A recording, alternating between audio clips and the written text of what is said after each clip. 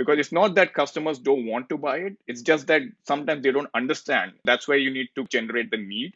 And how do you generate the need? By effective marketing. That's something which needs to be done. Hi, welcome to the Halftime Snacks. My name is Ronena Inbinder. This show features the stories of talented people working in sports. Are you ready? Let's go!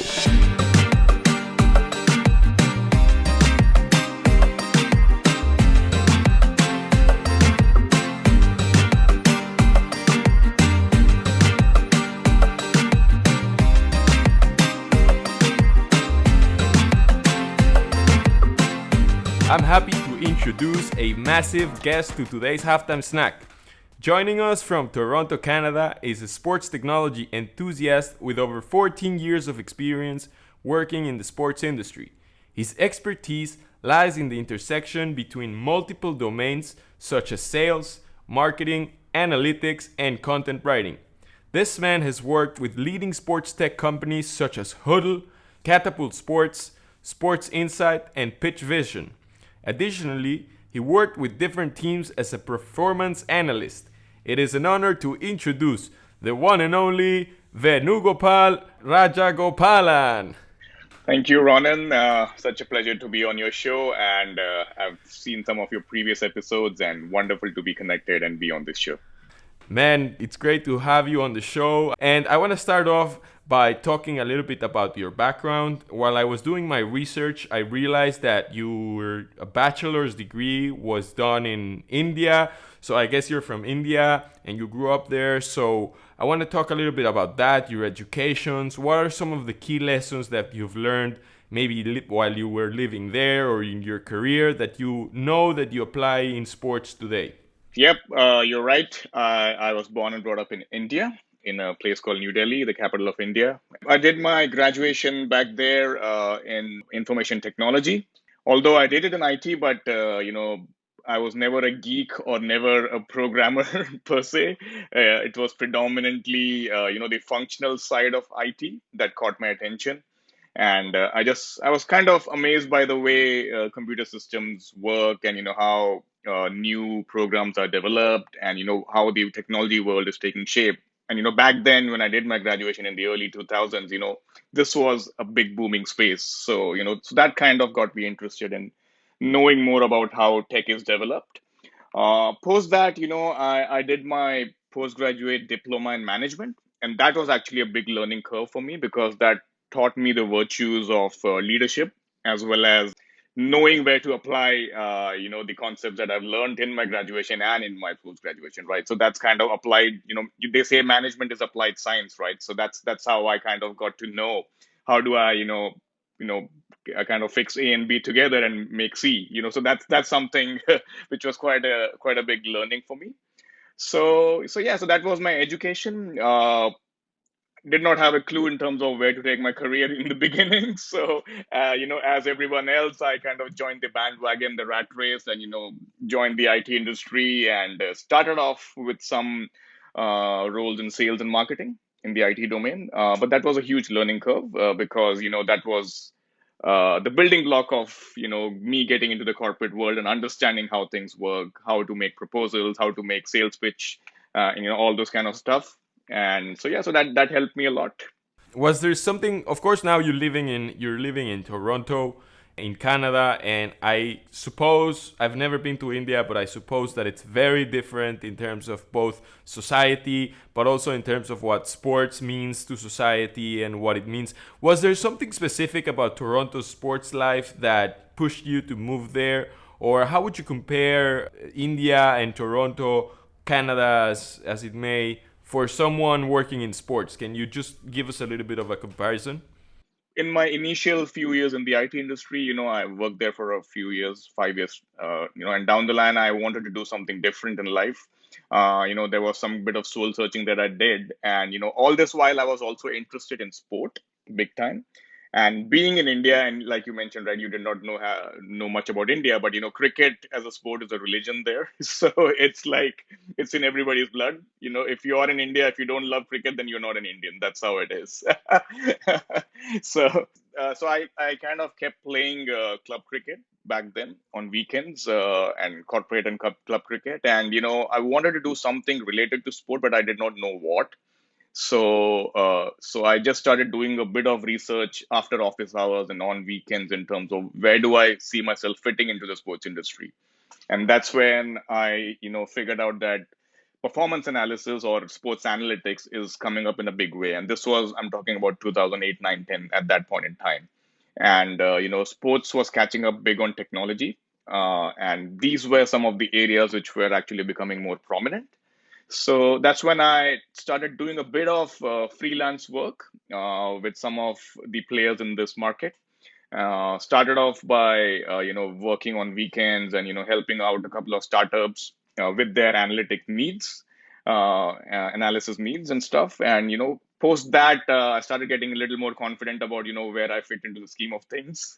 And then uh, one fine day I just decided that that's it. I just want to take a plunge and a leap of faith and just get into this. I feel that I belong here, and that's how I kind of started working with a startup, and then slowly got into some of the bigger companies like, yeah, you mentioned Huddle. It was known as Sports Tech back then before Huddle took over. So grew the market for them in India, helped them build brand in India, worked with teams, worked with clubs. So they were predominantly into performance analysis solutions, video analysis and stuff. Uh, Post that, I also got an opportunity to work with a football club actually, as a performance analyst, like you mentioned in my intro. So that was a huge learning experience actually, because football wasn't my domain as a sport, which I understood in detail. I mean, I knew about the sport, but then, analyzing it, working with the coach was completely different. So that experience helped me a lot because I had worked on the company side before, and then I worked on the customer side. So that was a huge transition. So that kind of helped me understand how technology is perceived as well as consumed by sports and by customers. So yeah, so that was the stage when India was actually coming up, as a maturing market in sports and technology. And post that, we had a few family reasons to move to Toronto with my wife getting a good role out here, with her career. So I just thought, why not explore this new market as well? And, in 2017, we kind of took this decision of coming over here and maybe exploring this side of the world as well, because I always wanted to understand and also maybe see how mature markets or different markets, react differently to technology in sport. So it's been an interesting learning curve. Sport here is very different than what it is back in India, because here you have a big factor, which is the weather, which plays a huge role in sport. So you have indoor sport, you have outdoor sport, and you have summer sport, you have winter sport. So that's how it is, segregated. And of course, cricket. There is a bit of cricket here as well. I still do play some club cricket on weekends in summer, but then, yeah, it's not the number one sport. It's more of a summer sport. But then I learned a lot about how sports management, sports marketing is done out here, how people look at fan engagement. And, that's how I kind of landed up into the current role or the current project that I'm doing with Fanisco. It sounds like you were able to take some of the best side of each of the two worlds, an intersection that it would be very hard to find in, especially in Canada, of someone that knows and has this background such as yours, which I think it's amazing. And I'm really curious to ask you, Venu, about your favorite client. Who do you think has been your favorite client to work with in sports? You mentioned Huddle, that was sports technology back then, and now it's Huddle. You mentioned also, I know that you worked with Catapult, which is a company I've been following for years now, and I think it's amazing. But I want to ask you, which has been your favorite client to work with, and why would you say that? Honestly, there are so many wonderful experiences that I've had working with all these wonderful organizations, right? So and each of them had a very unique experience in itself. For example, when I started off with Huddle, when I started there in India, so I got to, I mean, I went to Australia for a few, days of training. Then I got to experience how sport is perceived there and how they look at technology in sport. And then, how different it is to India. And that was a big learning curve and a big learning experience, both for me and for the company as well, in terms of how do you sell this technology in a market which is completely different, right? Wherein a lot of education was needed, a lot of handholding was needed, and a lot of marketing was needed as well to make people aware of what it is. And that was a big experience because when you see those initiatives bearing fruit, and your efforts kind of getting recognized, and getting into converting a customer, that's when you really feel good about it, right? Similar experience with Catapult, because Catapult was an extremely technical product. The GPS tech that is there, and for me as a non-sports scientist to understand that and sell that was a huge challenge. And for anybody getting into that domain and trying to sell that technology, right, and talking to coaches and strength and conditioning experts in their language, it was a challenge. So you had to make sure that you actually read up everything that is there and you understand what you're selling, and not just go there and like a typical sales guy. No disrespect to sales guys, but just going there and having a big mouth and speaking and not understanding context, right? So that's something which I actually enjoyed a lot. And then currently with Fanisco, I mean, this is another favorite challenge of mine, because fan engagement, and this is really interesting because with COVID, digital fan engagement is now a huge priority for teams, for clubs, for everybody, right? So before this, you had stadiums being filled by fans, but now with empty stands, with empty stadiums, what do you do? So this is the only option available, engaging fans digitally. How do you get sponsorship through digital mediums, right? So this is a very, very interesting challenge. And I think this is one of my current favorite projects as well with Fanisco, because, I'm getting to learn a lot in this endeavor. And as well as, being in this environment, in this new exciting space, it's kind of helping me hone my skills as well. And it's giving me that entrepreneurial feeling wherein you are working for a startup and trying to project this. And it's kind of it's pretty interesting. It's very, very interesting. I mean, this space is going to grow like anything, and that's where I feel the future is going to be with fan engagement digital. Now that you mention both marketing and sales and engagement, I want to ask you if there are, if it comes to mind, if you think there are 3 or 4 marketing and sales practices that teams and brands should do more, even technology companies. Which practices do you think they should do more of that they're not doing, and why do you think that they are essential? So I think from a marketing and sales standpoint, one part which I already mentioned before is that, and I think this is one question which is also asked by Jeremy, if you remember on Twitter yesterday, right? In terms of how do you sell or market differently to different markets, right? Or geographies. So I think that's a very, very valid point, because, in my experience of working with Catapult and even with Huddle before, we had a clear cut strategy of how to approach India as a market, because it wasn't that, people understand the technology right away. It has to, go through a series of education, as well as, marketing, as well as getting people to know about the technology first, than going and telling that, what, this is a product, this is what you'll get, this is the price, pay for it. That doesn't work in India, or even in Asia for that matter. So you need to kind of win the customer's confidence. And that's where I feel that, seminars, webinars, education, as well as hand-holding clients, giving them maybe a free demo license to try out something, and then seeing is believing, right? That's how it works. So I think that's how the approach should be for markets which are not as mature as some of the other markets, right? So that's a big learning. I think that's something which companies should do, especially if they're looking to enter, say, places like South Asia and stuff, because it's not that customers don't want to buy it, it's just that sometimes they don't understand. And that's where you need to kind of generate the need. And how do you generate the need? By effective marketing. That's something which needs to be done. Wow, that's a really good lesson. I didn't really thought about it that way, but I feel like when you have experience working in different markets, you kind of understand that not every market is the same, and also not the needs of every person in the market are the same. So learning how to compensate the needs, identifying clients' potential interests are some of the things that I take away from what you say, and I appreciate that, Venu. I want to know, you, of course, you became a freelancer of the sports industry. You consult teams, you consult companies, you help them in business development, in market research, in sales, marketing, all of these things. What are some of the advantages that you've realized from becoming this freelancer in the sports industry. And I want to know if there are any disadvantages of the format of working that way. Is there any disadvantage? Can you tell us a little bit about both sides? Sure.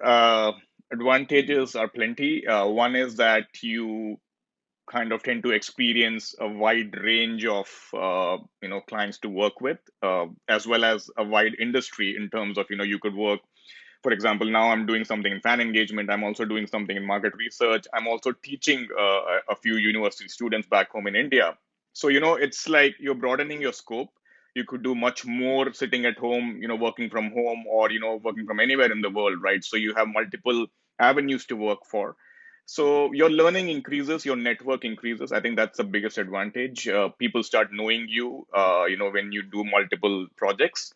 You grow your network, as well as it's a big how do I put it, it's a big learning curve for anybody who is doing multiple things together.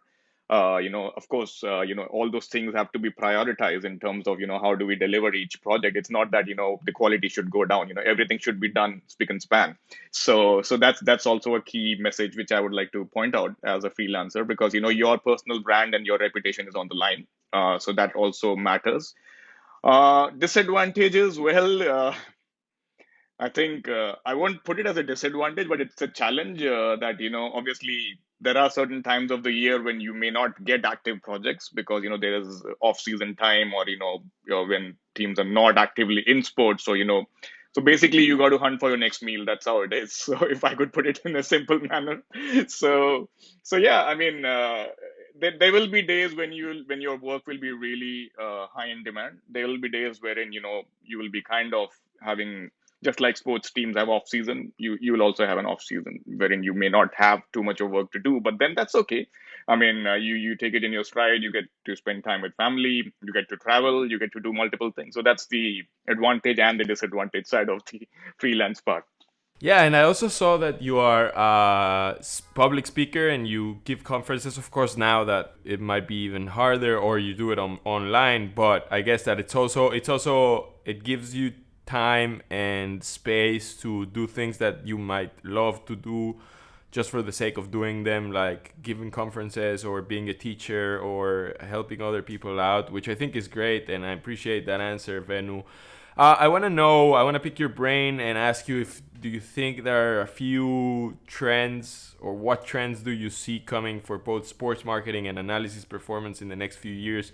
What are your thoughts on that? In terms of performance analysis, one area which is definitely doing the rounds right now, and is a futuristic thing to look out for, is machine learning and AI. I think that is something which is huge, because the way I have seen the market is that performance analysts, as well as a lot of people, do a lot of donkey work, collecting data, coding each moment of the game, or tagging stuff, and, using video and stuff. But now with AI cameras, or even, computer vision, all that donkey work is reduced. And that's a big, big plus, because, the analyst and the coach can then focus on the strategic side of things instead of doing the tactical side, or, capturing the data. If the data can be captured automatically, and, if it can be done accurately, that will be a huge plus for any team, because it saves a lot of time and effort, human effort. Of course, when I say that with the greatest of respect for humans, because technology is there as an enabler. It's not something to replace you, and that's something which I keep harping upon, in all my conferences. That some of the coaches, or some people may not see technology as a big, or they might see it as a threat. They might feel that, oh my God, this is going to take away my job. But it's not like that. Especially in sport, there's no greater strategic insight machine than a human brain. That's what I will say. Technology is there just to enable you to make better decisions, but it cannot make the decision, right? That's how I'll put it. So that's one. Another trend which I definitely see, and in my current role with Fanesco, is also that digital fan engagement and augmented reality. I think this is something which is a huge trend which is going to come up. virtual reality, augmented reality, because now fans may not get access to stadiums because of things like COVID, but how they can be involved in the team, how can sponsors get involved by doing these immersive experiences, right? By doing this augmented reality initiatives and digital fan engagement initiatives. That's how you will kind of get fans to get involved, sponsors to get involved, and the teams to have more digital fans engaged. Wow, that's super interesting, Venu. I appreciate that. I think that the key takeaway from what you just said is that we should see technology as a tool that will help us reduce the dirty work, the clutter work, the things that humans might take them years to do. It's going to enable us. It's used basically as a leverage. It will help you and humans do better decisions because the technology will enable you to do better decisions. Absolutely. I mean, if I could just give you an example, right, about the same thing, what I was doing with the football club, right? So my standard job used to be, filming the game. We used to have a broadcaster footage as well, but then, we were very careful not to rely on the broadcaster's footage because, the broadcaster will focus on multiple other things which we don't need. For example, on the crowd, or, he'll specifically focus on the ball. But what the coach needed was, a complete bird's eye view of the football pitch where he could see team formations, he could see who's where, if somebody's out of position, and, if the striker or the goalkeeper is in the best position to take that shot or, save the goal. So, that was something which I used to do, film the game, come back. And then, there used to be a complete series of analysis that we used to do with the coach. So, the first day used to be just looking at, a ball in play version of the game. So when I say ball in play, it's basically cutting out all the time that, the ball is not in play, injury time or substitutions, blah, blah, blah, everything. So a complete 90-minute footage was packaged into 60 to 65 minutes, just to show to the coach as a highlights package. And then the second day used to be looking at team level stats. What has the team done? How many passes were successful, unsuccessful, percentage, blah, blah, blah, all those kind of stuff. Then the third level of analysis used to be player level analysis. What has each player done in his position? So all those stats used to be broken down into these kind of components. So it used to take me at least 2 or 3 days to kind of compile everything together. So I think if AI or machine learning can help break this down and help simplify this process, nothing like it, right? So it saves human time and effort. Plus, it kind of helps the analyst to focus on much more other things with the coach, which the coach would want to do. Wow, that's a great example, Venu. I love it. I never thought about it that way, but putting it in that specific scenario, I understand it perfectly, and I'm sure the listeners will understand it as well. And my last question for you, Venu, before we go, I want to ask you a personal question, and that is, what's the best advice that someone has ever given to you, and why do you remember that as being the best advice? I've been very fortunate to have worked with a lot of wonderful people in my career, and I've learned a lot from them as well. One person whom I'll always remember throughout my life, as a leader, as a mentor, is he was the former CEO of Sports Tech, which is now called as Huddle. His name was Philip Jackson. And I think, with him, his personality as well as his aura and, the way he carried himself as well as the way he treated people, it was so beautiful. And, a perfect example of leadership as well as, how to run a company successfully, how to get the right processes in place. And, sitting in Australia, he had a complete bird's eye view of what's happening around the world with the company, and I think he had great insights. One of the famous quotes that he always used to, tell us is, and especially when we used to discuss business plans with him, is that, I made the mistake of making a presentation and telling him, I hope that this gets converted and we'll have this in the next quarter. And then he quickly pointed out to me that, what, Venu, hope is not a business plan. So I think I'll always remember that aspect.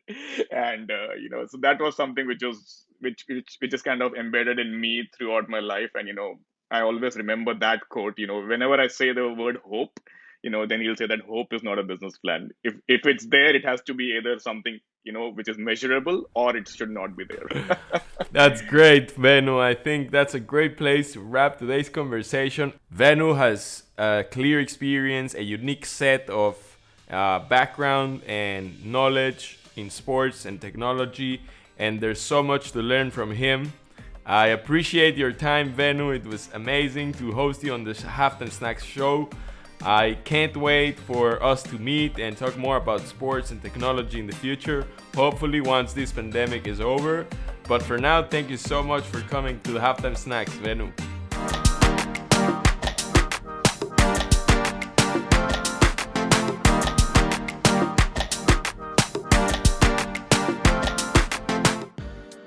Before you leave, I want to thank you for listening. To hear these or any other Halftime Snack, check out the full archive on my website, which you can find on the show notes. See you next week!